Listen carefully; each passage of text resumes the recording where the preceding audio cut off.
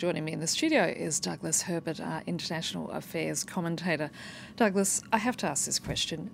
Is she going to be able to survive? Yeah, and this is a question we've asked many times already over the past 2.5 years. How many times has it been, are Theresa May's days numbered? And I keep getting back on the set and trying to answer the same question because each time we ask it, she proves resilient and steely, and she somehow defies the odds and she remains in power.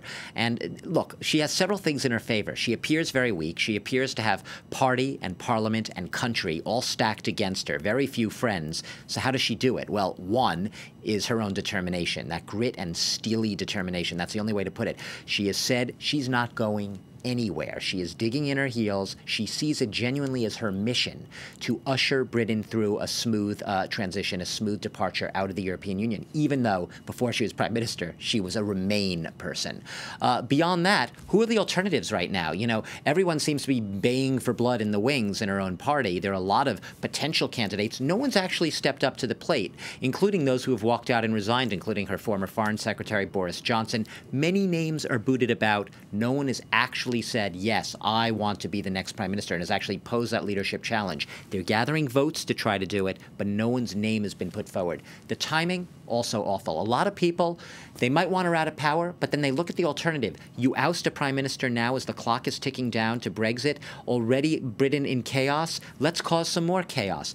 Even MPs who don't like Theresa May's strategy, who don't like Brexit, they still chaff more at the prospect of the economic and political chaos that might ensue if you were to force her out of power. So that is all working in her favor right now. Lack of alternatives, the timing, and her own steely determination.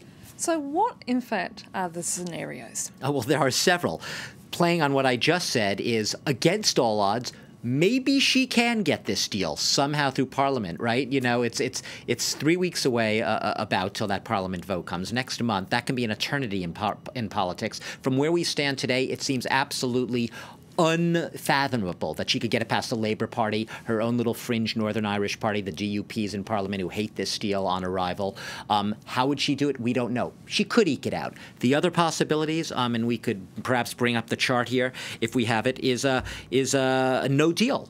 The no deal is unpalatable to everyone. As we were just saying, that is Britain crashing out of Europe with absolutely nothing to show for 2.5 years of talks, basically saying we don't accept anything.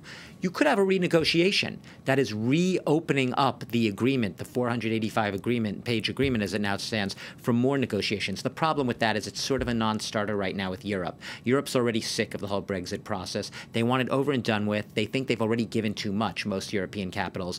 This deal is probably going to stick, and it's going to take a lot for them to reconsider renegotiating the pact as it stands now. And the final one is the one you just mentioned, Annette. That is the second referendum vote. And yes, there's a lot of people, especially those on the Remain side, perhaps even within the Labour ranks, who are hoping that either May's government will fall, some form of chaos will ensue that will make a second referendum almost seem inevitable because, as I said, no one wants to crash out with no deal. So, as I keep saying, watch this space. Too soon to call. And the other cliche, of course, Doug, is a week is a long time in politics, but these days in the British political sphere, I'd say a day is a long time. A minute is a long time. Yes. Indeed.